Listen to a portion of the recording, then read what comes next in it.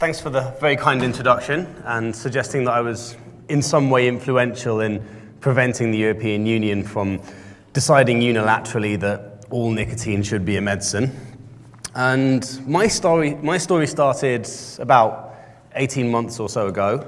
I walked into my local branch of, I believe it was Sainsbury's, and had every intention of buying 20 of my regular brand, which, if any of you are interested, is Camel Lights.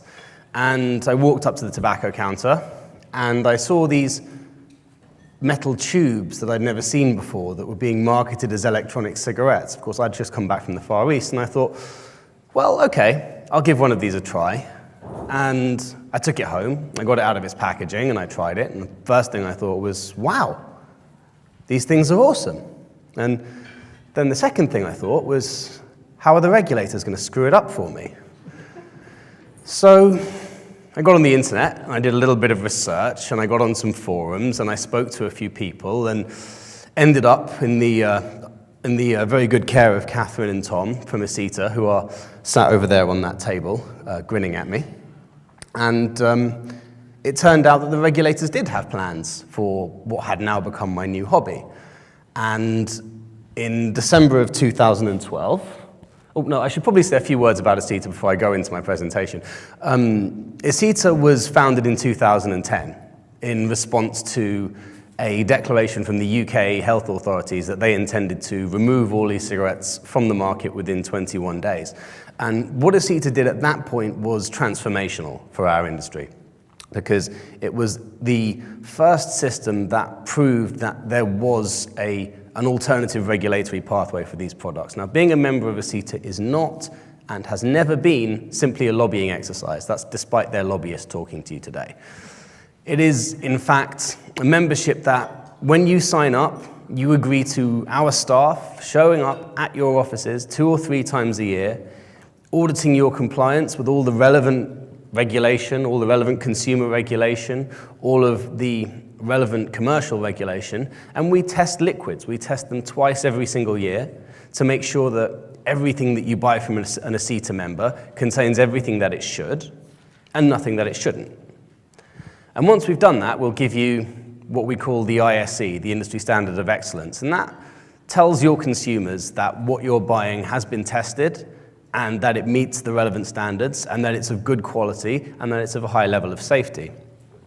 But of course, the EU, is this working? Yes, it is, had other plans.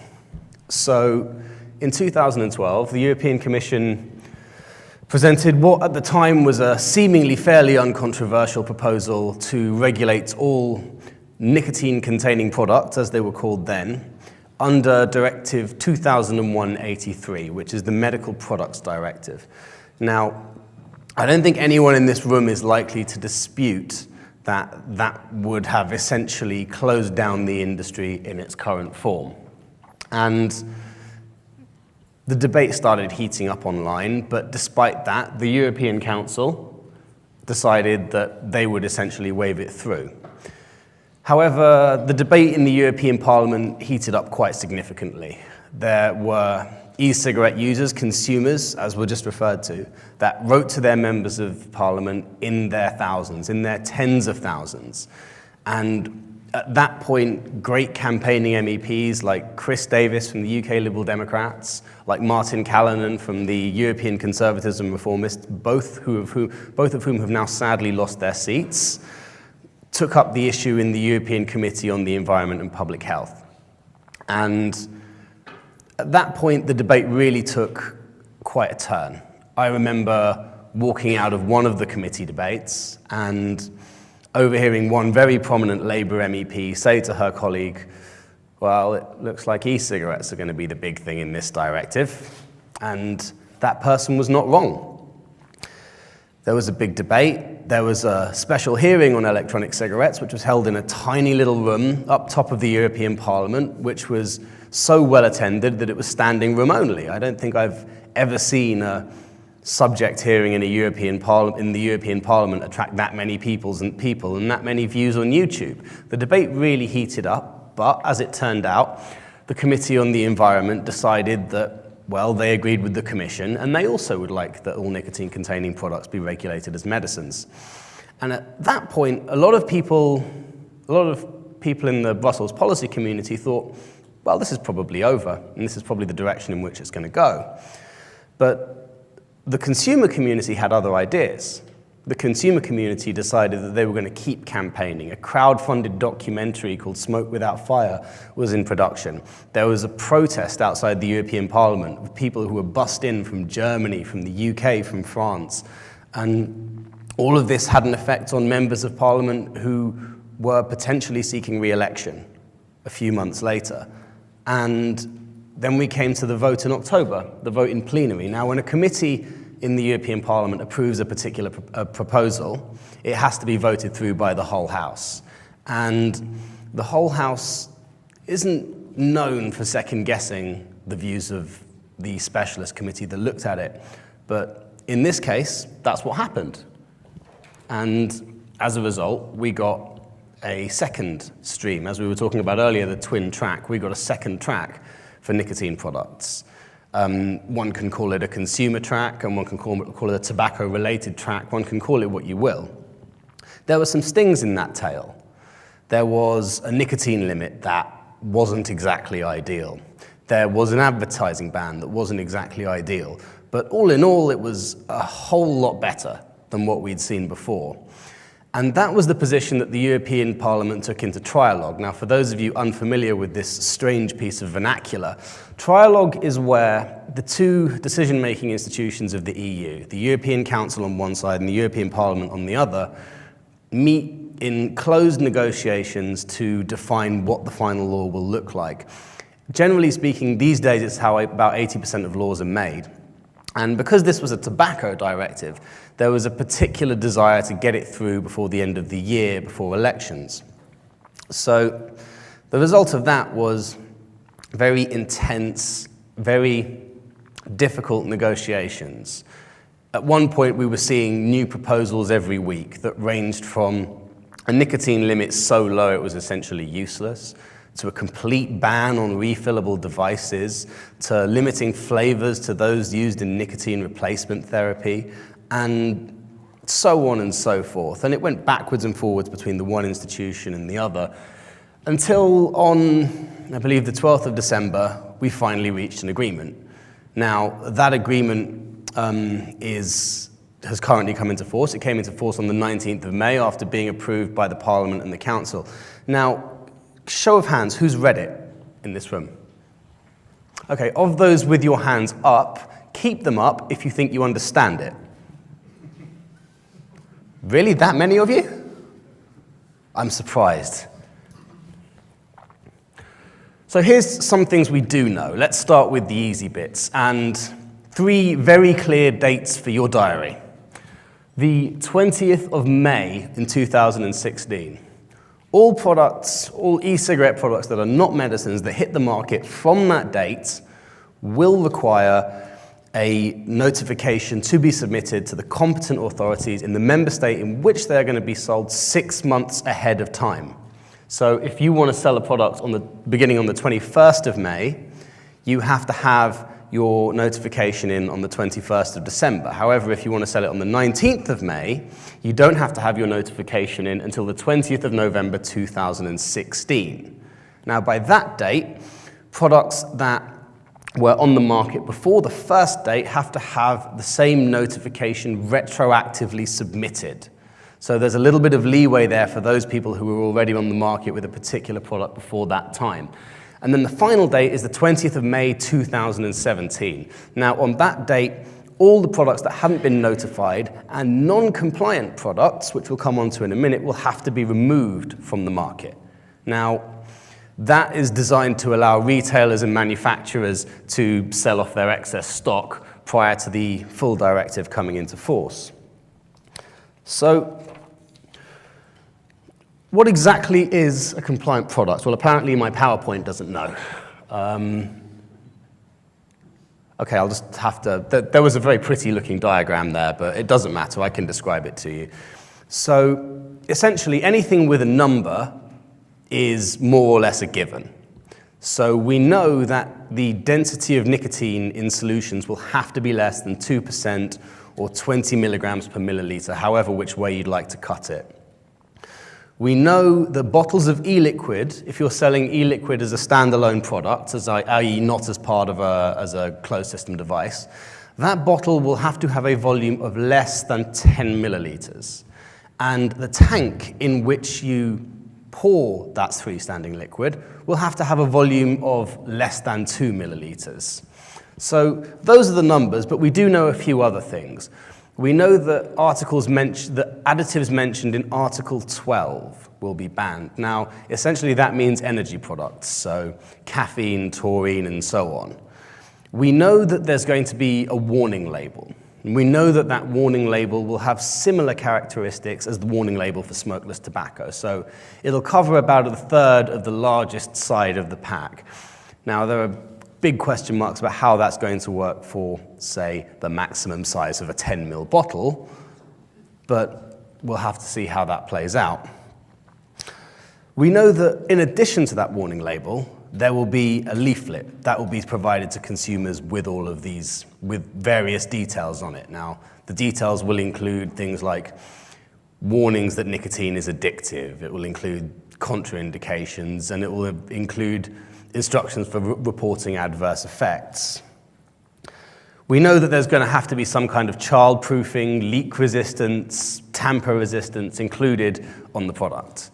And that is going to be defined by the Commission, and we'll come on to it a little bit later. And finally, and here's a really nasty sting in the tail, you won't be able to say on your packaging that your product is less harmful than a cigarette.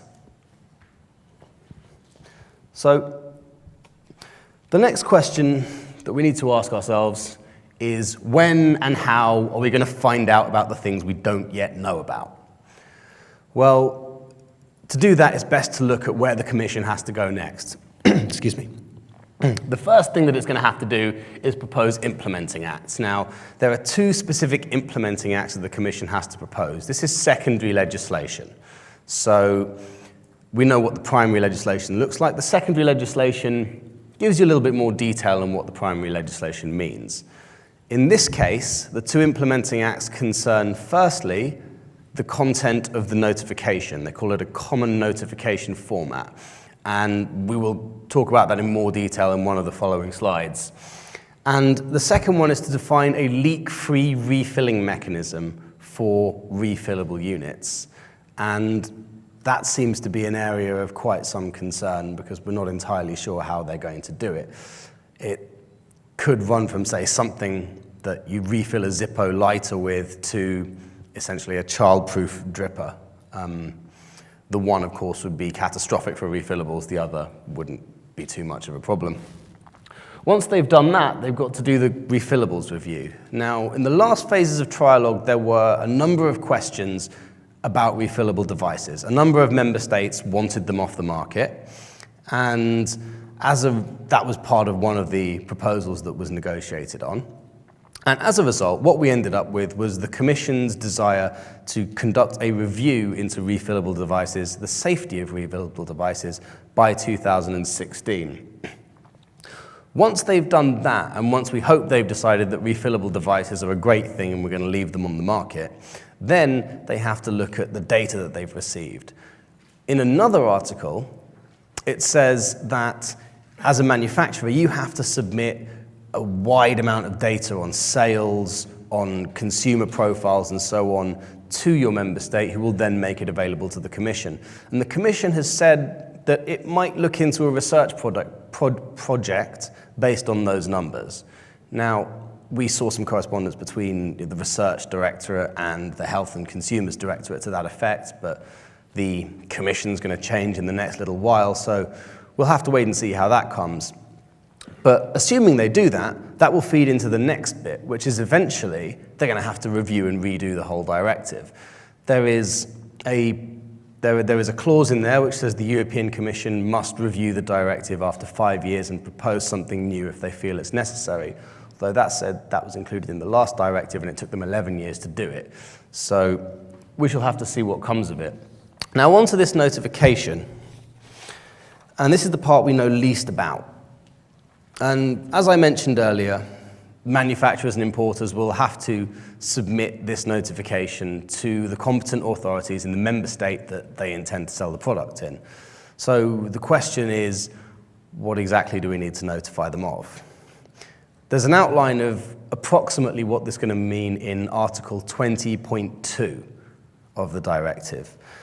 So we know that there's going to need to be full disclosure of what the ingredients are, a list of all the ingredients by weight. We also know there's going to have to be a toxicological assessment of those ingredients and of their emissions. Now, here's where the interesting part comes in. We don't know how that toxicological assessment is going to be, what are the tests that are going to be required, how is it going to have to be submitted, and how much is all this going to cost the small and medium-sized businesses that drove this industry forward in the first place? Those are the big questions we don't yet know the answer to on that. And there's a particular problem for refillable units here, because in order to collect the emissions from a single-piece device, it's a fairly simple process, but to do it for a device where you've potentially bought the battery from one supplier, the liquid from another, and the atomizer for a third, could get incredibly complicated and cost prohibitive for some of those manufacturers. And it's imperative that we as an industry come together to find a way to make sure that what eventually comes out is technology neutral. We also need to look at what they're talking about in terms of nicotine doses and nicotine uptake. I was talking to somebody earlier who was detailing all of the terrifying ways that the European Commission might choose to force us to do this, from full-on pharmacokinetic testing, which is 7 figures in 18 months, to measuring what's inhaled and measuring what's exhaled, and assuming that all the nicotine is absorbed in the interim. And finally, what about if a member state says you have incomplete data? What about if you say, well, I'm going to take the third method and I'm going to measure the exhaled vapor and measure the nicotine in that and call it uptake? And what if your member state says, well, no, we consider that incomplete, we want full pharmacokinetic testing? Then what happens? My slide has gone again. But a word on advertising. The European Union has a very clear advertising ban in the European directive. However, the EU only has the competence to legislate on advertising where it is cross-border in character. So that means television, that means radio, that critically means the internet, means social media. But it doesn't mean point-of-sale displays. It doesn't necessarily mean billboards. So the question now becomes, how do the member states deal with that? And the member states do have quite a bit of leeway in terms of how they implement this. The directive is addressed to the member state, and the member state has to then transpose it into its own national law, and it has to make what it likes of it. So we know that, for instance, the directive specifically says member states have the ability to regulate for themselves on flavors. Now, the question there is, well, what happens if Italy, which has a vibrant flavor industry, wants to allow loads of flavors, and the UK, which is maybe a little bit more cautious, wants to allow, say, 3? There is a dispute resolution mechanism for that. It's called Directive 9834, and it replaces the WHO's technical barriers to trade procedure within the European Union. But what direction that will go in, again, is an open question. Will they go for further advertising restrictions, as I looked at in my last slide? And then there are the real member state-specific issues that we're dealing with, particularly today in France. There's supposed to be an announcement on the use in public spaces. There's already a consultation ongoing in Wales as to whether or not e-cigarettes should be banned in public spaces. There are some member states that have used weasel wording in the directive to say, well, this directive says we can have our medicines regulation if we want it, and that is what we're going to do. Specifically, Sweden has already said that, and Hungary has already said that. They're flying in the face of case precedents, even in their own member states. but that's essentially what's happened. And there are preemptive moves to implement the directive in some countries. We've seen a recent law in Spain, and we've seen some moves in the Netherlands. Again, my slide doesn't appear to have come up. So what I was going to go into here was, how do you as companies react to this? What should you be looking at? What should you be looking at doing now to preserve and grow as you have been doing for the last 3 or 4 years? Well, I'd suggest there are 4 things. The first one is to look at brand building and advertising and marketing. First, it's going to be a lot easier to build a brand in Europe now than it will do when the advertising restrictions come in.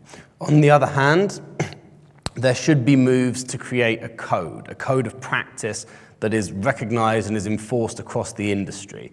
There are already moves to do this in the United Kingdom. The Advertising Standards Agency is looking at how exactly to do it. And this is something that the industry should find it fairly easy to agree on and take to a more global level. The second one is manufacturing and investing in good manufacturing quality. The days of people mixing liquid in their baths are over. They're not coming back. We need high quality manufacturing, and we need to make sure there are good manufacturing standards. And the third one is to look at product standards. Now, I'll come on to this and look at it in a little bit more detail in my next slide, which includes a quote from Dr. Farsalinos, who many of you will know as a fairly esteemed public health scientist. He's a cardiologist, and he's very, very involved. And he said, I was actually in the room when he said this at a conference in France, and he said essentially what I've been trying to get across today. The TPD is a vague approach to some requirements needed before releasing a product to the market. The true impact of regulation comes from the negotiations that have started now. That's to specify the tests, the conditions, and the requirements that are needed. But what is the industry doing?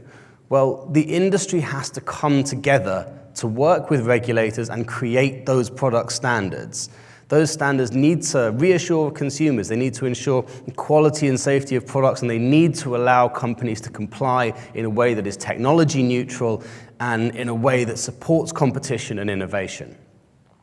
There are lots of bits of work going on already. There's a great organization in the US called AIMSA, which has developed its own liquid standards. My own team at ACETA, I shouldn't say my team, Catherine's own team at ACETA are putting together a standard through the British Standards Institute, and they're doing a fantastic job looking at testing. In France, they're even further on than that. A committee has been established under the auspices of the French standardization agency called AFNOR, and that's looking at the whole product cycle from start to finish. Now, these are great initiatives, but they need to be brought together under a single umbrella. Otherwise, you will end up with a nasty patchwork quilt of regulations, some of which you like in one place and some of which you don't in another. And that's really the big project that I'm now working on with several colleagues in the room. We are hoping to get together over the next couple of days to map out a way forward for an international standards body that really looks at these things from a global perspective. And I'd welcome questions on it, or if you'd like to, please come and talk to me afterwards, and I'll make sure you're kept in the loop. That's basically all I've got, so thank you very much. And if you have any questions, just throw your hand in the air.